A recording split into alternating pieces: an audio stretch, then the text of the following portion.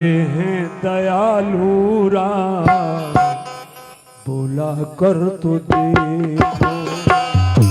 बड़े हैं दयालु राम बुला कर तो देखो। बड़े हैं दयालु राम बुला कर तो देखो। बड़े हैं दयालु राम बुला कर तो देखो। बड़े हैं दयालु राम बुला कर तो देखो।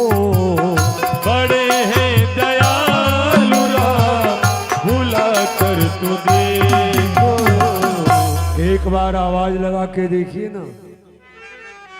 बिरह में तू आंसू बहा कर तो दे। विरह में तू आंसू बहा कर तो देखो विरह में तू आंसू बहा कर तो देखो। साधारणतया घर में आपका छोटा सा बच्चा अगर रोता है,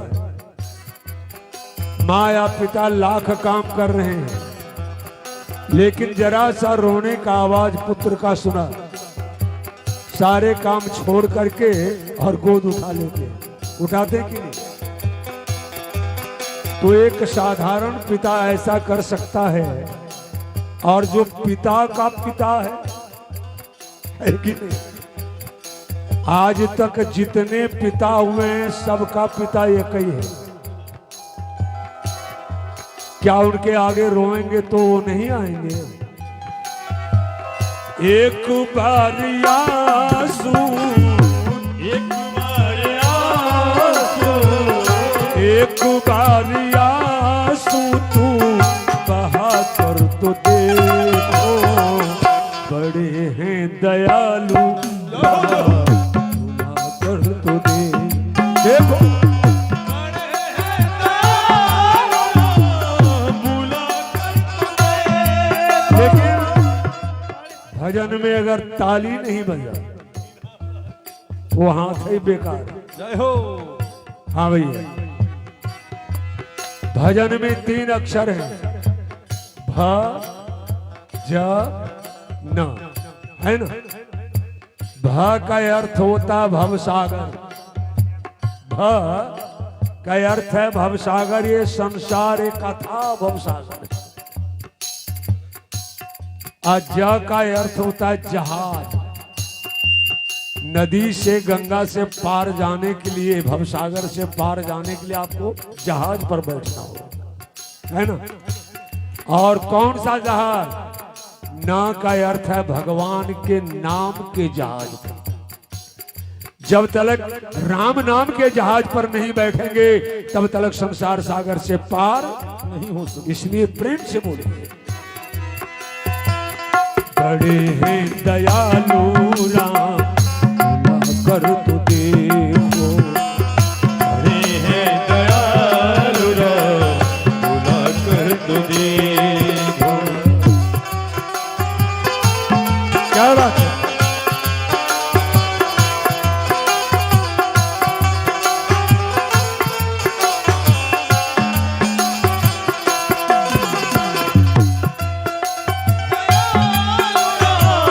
बुला कर तो देखो।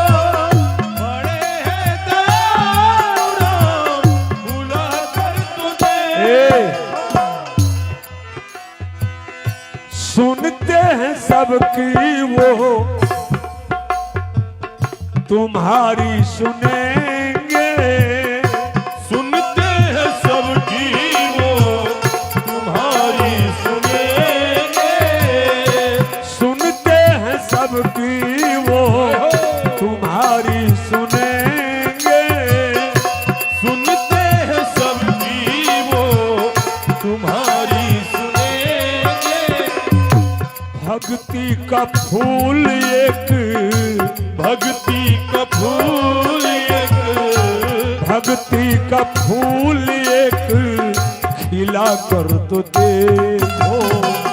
बड़े हैं दयालु राम बुला कर तो देखो।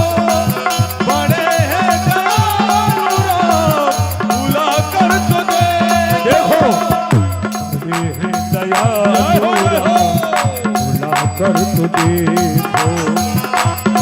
हे दयालु राम बुला कर तो देखो।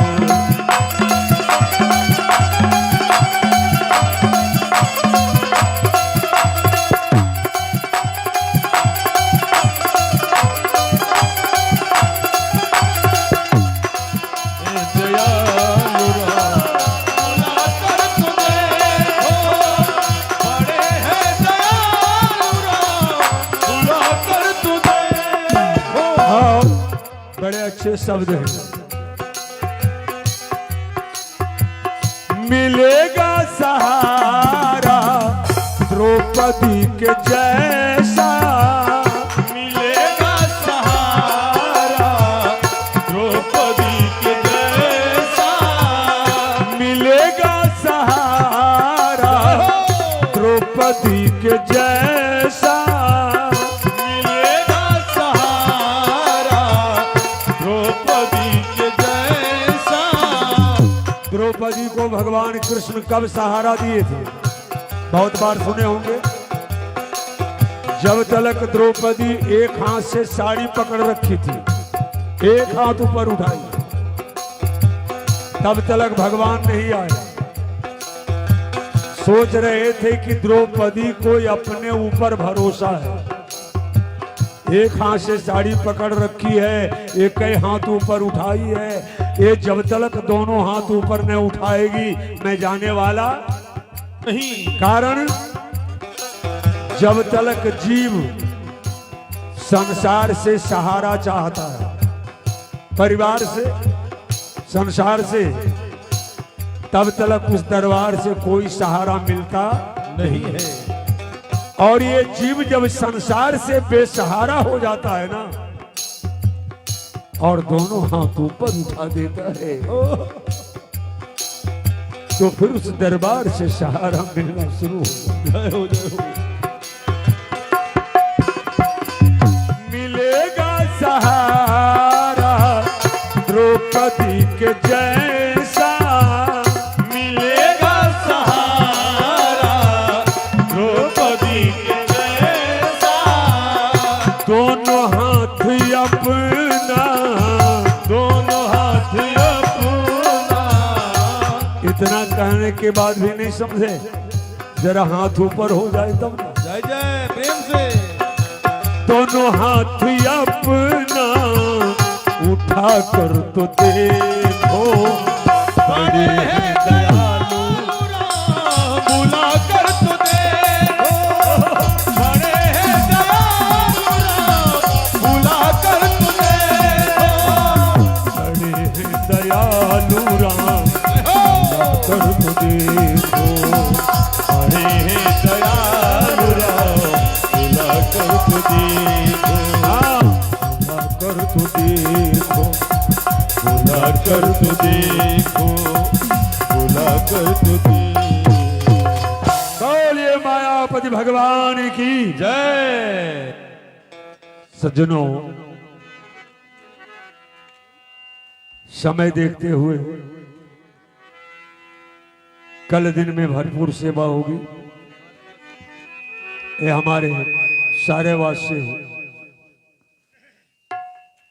50 रुपए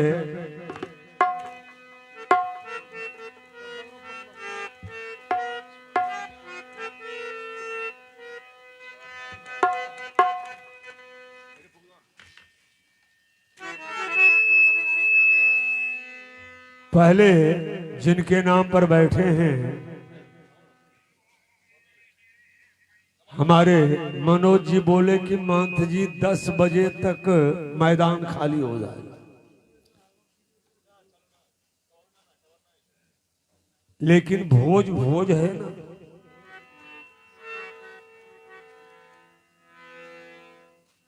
और एक सज्जन बोले कि जरा अंबेडकर के बारे में बोलिए ना जी। रामायण तुलसीदास जी लिखे, भगवान राम के पीढ़ी का वर्णन किया। महाभारत वेद व्यास जी ने लिखा तो उसमें कृष्ण का चरित्र लिखा। वेद पुराण जितने भी बने हुए हैं सबों में भक्ति रस भरा हुआ है। डॉक्टर अंबेडकर जिसे आप बड़े है दृष्टि से देखते हैं, नीचे दृष्टि से, उस कुल में पैदा लिया। कारण क्या था? भगवान के घर में ना कोई जाति है और ना कोई धर्म है। भगवान ने सबों के आंख के पर्दा को हटाया कि जिसे तुम है दृष्टि से देख रहे हो उस कुल में भी हम आ सकते हैं। गौस्वामी तुलसीदास जी लिखे, ईश्वर अंश जीव अविनाशी, अचेतन अमल सहज सुख राशि। ये जीव जो है परमात्मा का अंश है। अंश का मतलब बुझ रहे हैं ना, टुकड़ा। घर में बल्ब जलाते हैं कि नहीं, बिजली वाला? क्या वो बिजली का थर्मल जो पावर जहां बन रहा है आपके घर में, वो जहां बन रहा है वहीं से अगर वो फेल कर जाए तो आपका बल्ब जलेगा? अब वहां से निकाला गया 33 लाख, फिर उससे 1 लाख, फिर उससे 33,000, फिर निकाला 11,000, 11,000 से आपके पास दिया 440, है ना? लेकिन पावर है वहां। अब उससे कट के निकला 440, और 440 में भी आप बल्ब नहीं जला सकते हैं, उसे एक तार से, है ना, तब आपका बल्ब जलेगा। तो ठीक उसी तरह वो परमात्मा जो है 33 लाख पावर है, और उसका हम एक अंश है जो बल्बा जला रहे हैं, एक अंश है। सज्जनों, महाभारत में चर्चा है, जिस समय महाभारत शुरू हुआ था तो भगवान कृष्ण एक परीक्षा ले रहे थे। पूछा था, हेलो, मैं ये जानना चाहता हूं कि इस महाभारत में सबसे ज्यादा वीर कौन है?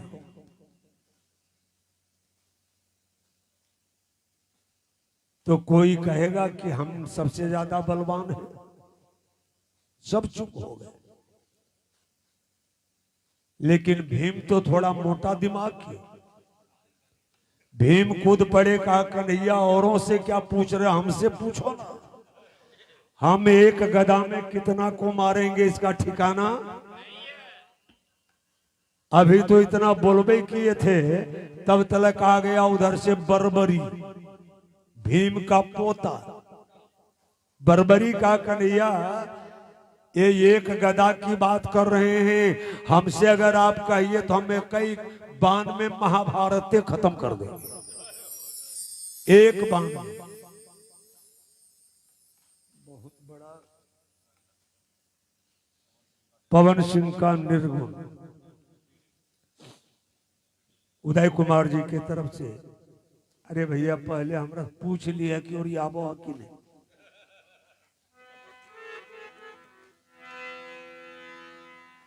तो बर्बरी ने कहा था कि हम एक बाण से महाभारत खत्म कर देंगे।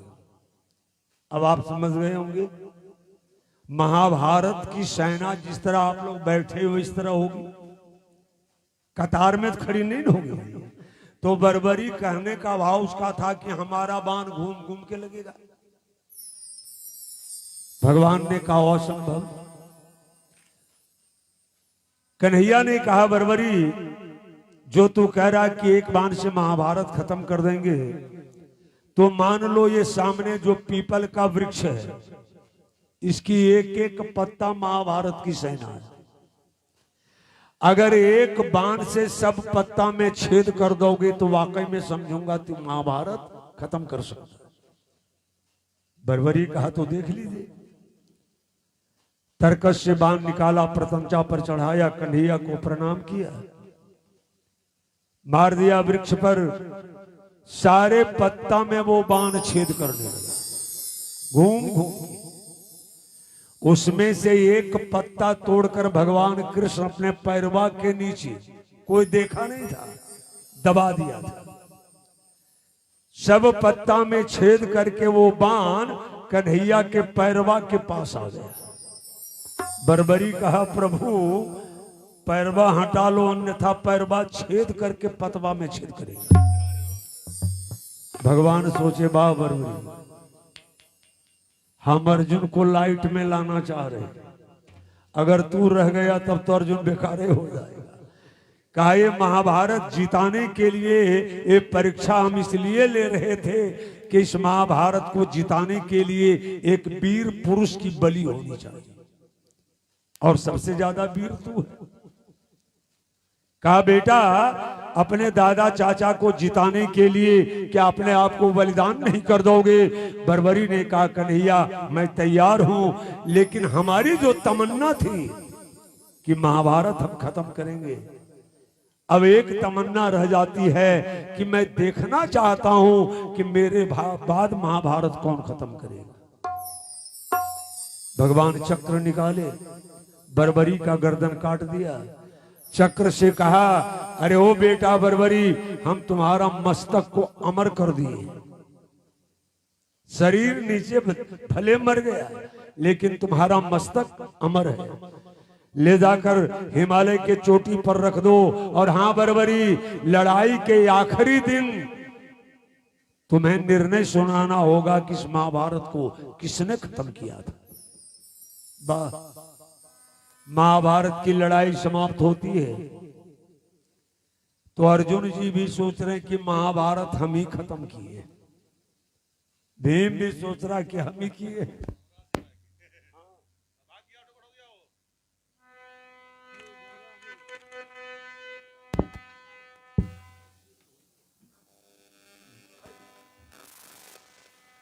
हम खत्म किए हैं।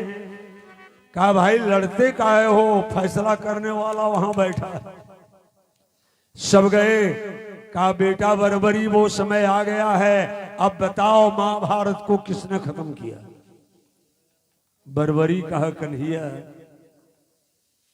महाभारत को जिसने खत्म किया वो एक के आदमी था। कहा, कौन? कहा, एक कन्हैया, हम महाभारत यहीं से बैठकर देख रहे थे, जो मार रहा था ना वह भी कृष्ण था, मारने वाला भी कृष्ण था, और जो मर रहा था वह भी कृष्ण था। किसी और को मरते नहीं देखा। मारने वाला भी कृष्ण है और मरने वाला भी कृष्ण है। आनी ईश्वर अंश जीव अविनाशी। अगर परमात्मा सब में है तो हम भी भगवान हैं, कृष्ण हैं, आप भी कृष्ण हैं। अगर आपके अंदर विश्वास है तब, अगर विश्वास नहीं तो फिर सुन लीजिए, आदम के राह में आदमी चल के गुजरता है, चढ़ कर के किन्हीं के चार कंधे पर निकलता है। जितने लोग बैठे हैं चार कंधा वाला गाड़ी सब देखे होंगे, देखे कि नहीं? लेकिन ये भी याद रखिएगा, वो गाड़ियां सबके लिए, ये मत बुझिएगा कि हाँ जो उस पर चढ़ गया वही जा रहा, हम नहीं जाएंगे। आदम के राह में जब आदमी चल के गुजरता है, चढ़ करके किन्हीं के चार कंधे पर निकलता है। और जवानी की सुनहरी साल जिस घर में बिताए हैं, उसी में दो घड़ी सरकार फिर टिकने न पाए। मनुष्य सारा जीवन जिस मकान में गुजारता है कि इसका एक एक ईंट हम अपने खून पसीने से लगाया है, ये मेरा मकान है, ये हमारी संपदाएं हैं, ये हमारी भारजा है, ये हमारे सगे संबंधी हैं, ये हमारे पुत्र हैं, उसी मकान में ये दम टूट भी जाता है। टूटता है कि नहीं? और जो ही सांस रुका, परिवार के लोग ही कहेंगे कि जहां तक छप्पर का छौनी है लाश को बाहर निकाल। वारे मकान जिसको अपना समझ रखे हैं, 1 मिनट भी रहने दिया जाता नहीं है। इसलिए कहते हैं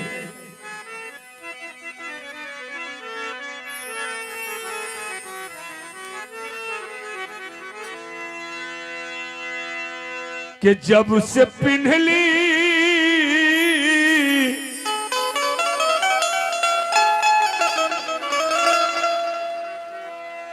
जब से पिन्हली देखाई 5 रंग के साड़ी, ये 5 रंग वाला साड़ी जो है,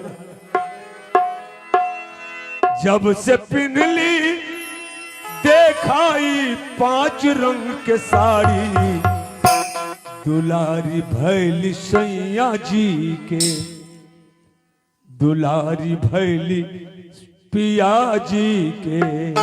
ए बात समझे ना हमरो या नारी, दुलारी भैली सिया जी के। बात समझे न हमरो नारी, दुलारी भैली सैया जी के। बात समझे ना हमरो या नारी, दुलारी भैली पिया जी के। बात समझे न हमरो नारी, दुलारी भैली सैया जी के। जब से पिन्हली ये 5 रंग की साड़ी क्या है? छितजल पावक गगन समीरा। जब से पिन्हली 5 रंग के साड़ी, दुलारी भैली पिया जी के। जब से पिन्हली 5 रंग के साड़ी, दुलारी भैली सैया जी के। बात समझे ना हमरो या नारी, दुलारी भैली सैया जी के। बात समझे न हमरो नारी, दुलारी भैली सैया जी के। बात समझे ना हमरो या नारी, दुलारी भैली सैया जी के। बात समझे न हमरो नारी, दुलारी भैली सैया जी के।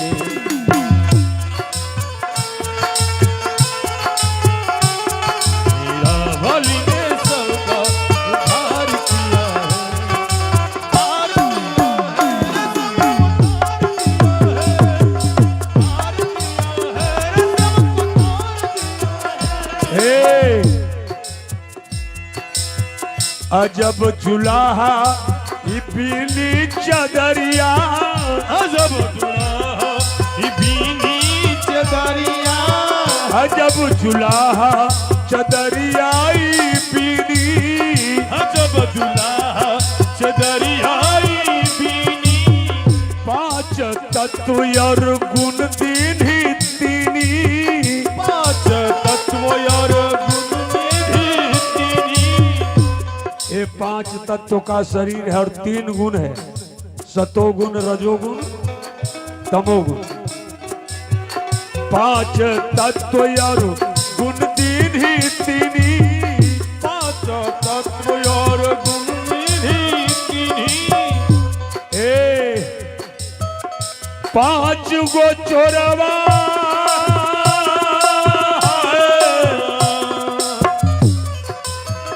5 चोरवा से लड़बुली नजरिया, दुलारी भैली सैया जी की। बात समझे ना,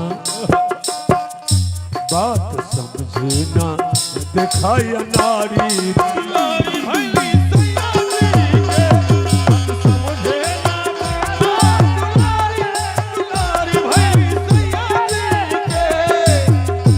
जब से पिन्हली 5 रंग के साड़ी, दुलारी भैली सैया जी के। जब से पिन्हली 5 रंग के साड़ी, दुलारी भैली सैया जी के। बात समझे ना हमरो या नारी, दुलारी भैली सैया जी के। बात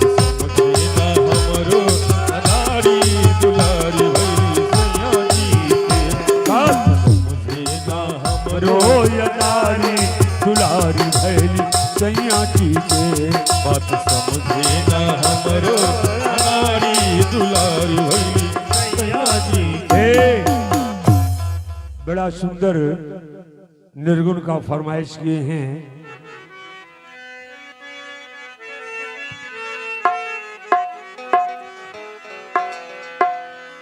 केहू कुछ लेके नहीं जाइए भाई हो, केहू कुछ लेके नहीं जाई, केहू कुछ लेके नहीं जाई भाई हो, केहू कुछ लेके नहीं जाई। हे बाबूजी, सब जहीं के तहीं पड़े रह जाए, एक पाई साथ जाने वाला हमारे मनोज जी, उनकी माता श्री आलीशान महल है, सभ्य परिवार है, सभ्य समाज भी है। सारे परिवार को छोड़कर चल बसी। क्या जाते समय हमारे मनोज जी 100 रुपये माँ के बगल में रख दिए होंगे कि माँ जी जा रही हो, रास्ते में नाश्ता पानी करना। बाहरी विधान, विधान तो कमाल कमाल का है। आज तक जहां भी श्राद्ध के कार्यक्रम में गए हैं, प्रायः मरने वाले के नाम से एक निमंत्रण कार्ड छपता है। यहां भी छपा होगा निमंत्रण देने के लिए। उस पर क्या लिखवाते हैं? अगर पिताजी मर गए तो हमारे पूज्य पिता स्वर्गवास हो गए, यही ना। माताजी मरी तो पूजनीय माताजी स्वर्गवास हो गई। उनकी दिवंगत आत्मा को शांति प्रदान करने हेतु पधारे, इतने लिखवाते हैं। किन्हीं के निमंत्रण कार्ड पर आज तक पढ़े हैं कि परिवार वाले ऐसा लिखवाए हैं कि हमारे पूज्य पिता नरकवास हो गए, पढ़े हैं। तो जो मर रहा है स्वर्गवास, स्वर्गवास, स्वर्गवास, स्वर्गवास, तब तो इसका मतलब है नरक बेचारा खाली होगा। क्या आज तक कोई गिवे नहीं किया? मर रहा है स्वर्गवास, स्वर्गवास मारे के। ऐसा क्यों भैया? स्वर्ग भी दुख का घर है, सुख नहीं है। स्वर्ग क्या है? आप जो अच्छा कर्म किए हैं वो एक भोग भोगने का केंद्र है, और कुछ है वहां? कुछ नहीं। मान लीजिए हम कीर्तन करते हैं, मरने के बाद मुझे स्वर्ग मिल जाए, तो हमसे भी बढ़िया कोई कीर्तनिया होगा कि नहीं? वो मरेगा कि नहीं? तो दोनों जब मरेंगे और दोनों स्वर्ग में हैं, तो हम थोड़ा उनसे नीचे, हमसे वो ऊपर है, तो थोड़ा कुर्सियों ऊपर नीचे होगा, दर्जा भी। अब हम देखेंगे दोनों कीर्तनी में हैं, उसका उतना हाव भार हमारा कम, तो हमको दुख होगा कि सुख? दुख। और वो भोग भोगने के बाद समय जब पूरा हो जाएगा ना, तो फिर इसी मृत्युलोक में आना पड़ेगा। तो स्वर्ग का सुख भोग कर और इस दुख में आने का समय आएगा, तो दुख होगा कि सुख? दुख। इसलिए स्वर्ग जो है दुख का ही घर है। और नीचे लिखवाते हैं उनकी दिवंगत आत्मा को शांति प्रदान। तो जो फोटो पर फूल जाके चढ़ाते देते ना श्रद्धांजलि, उनसे पहले पूछ लीजिए कि आपके पास शांति है? शांति प्रदान कर रहे हैं। जो स्वयं अशांत है वो दूसरे को शांति प्रदान क्या करेगा? इसलिए भैया, केहू कुछ लेके नहीं जाई ये भाई हो, केहू कुछ लेके नहीं जाई।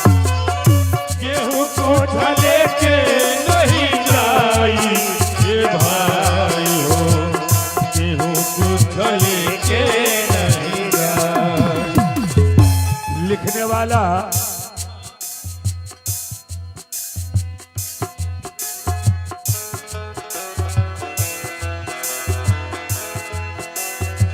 लिखने वाला ने बड़े भाव में लिखा है,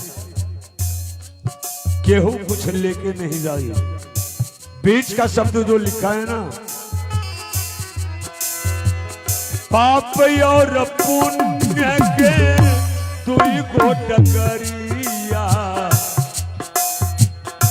जे बन जे कर मुसाफिर, मुसाफिर जे बन जे कर मुसाफिर, मुसाफिर जे बन जे कर मुसाफिर। इस संसार से जाने का दो ही रास्ता है, चाहे तो पाप का रास्ता या तो पुण्य का, तीसरा रास्ता है ये नहीं। पाप और पुण्य के दुई को डगरिया, जे बन जे कर मुसाफिर, मुसाफिर जे बन जे कर मुसाफिर, मुसाफिर जे बन जे कर मुसाफिर। धर्मराज के धर्म काटा पर, धर्मराज के धर्म घटा पर, पाप पुण्य तौलाइए भाई हो, केहू कुछ लेके नहीं आई, केहू कुछ लेके नहीं आई रे भाई हो, केहू कुछ लेके नहीं आई। अच्छा, एक बात पर कभी विचार किए हैं, कितना बड़ा कंप्यूटर है वहां,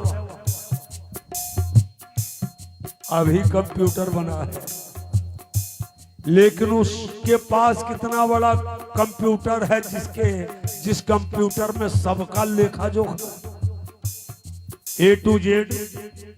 हाँ, भारे कंप्यूटर भारे बनाने वाला, अगर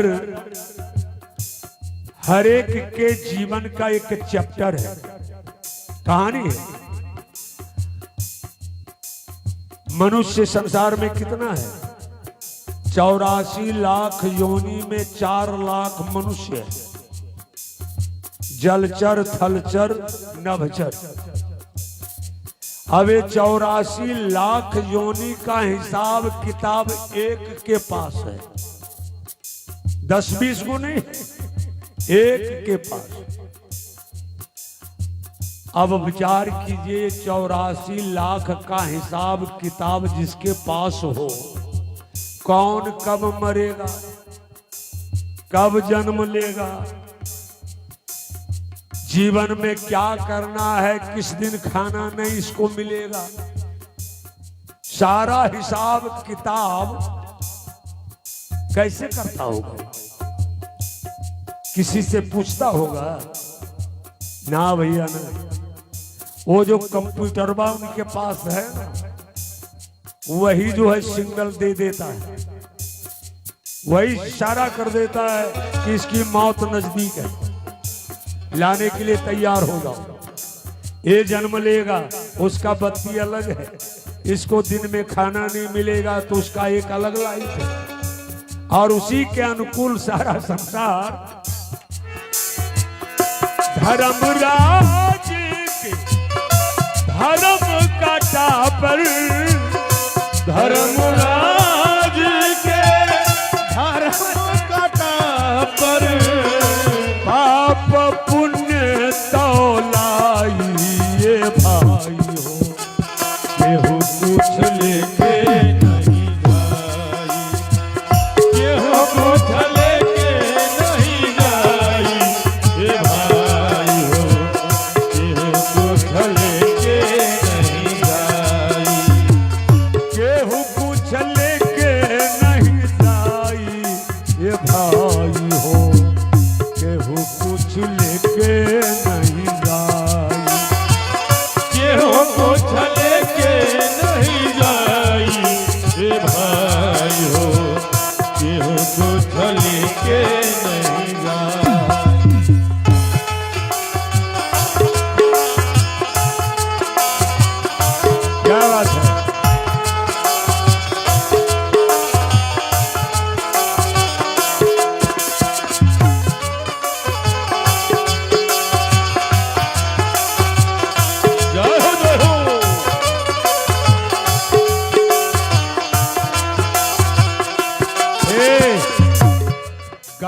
आनंद लीजिए।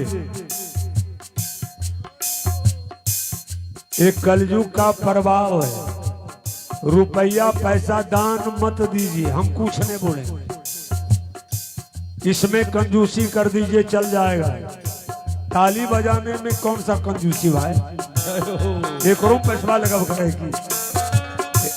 देखिए कहा, चारी गो कहरिया बास के डोलिया, तापर लल की चदरिया, चदरिया तापर लाला की चदरिया, चदरिया तापर लाला की चदरिया। चारी गो कहरिया बास के डोलिया। चार गो कहार क्यों भैया? 5 गो काहे लगे या 3 गो? ये 4 कहार क्यों? शरीर में 4 अवस्था है। 4 अवस्था है, स्वप्न, जागृत, सोना और सुसुप्ति। 4 अवस्था है। ये 4 अवस्था जो है यही 4 कहार है। और बांस की डोली क्या है?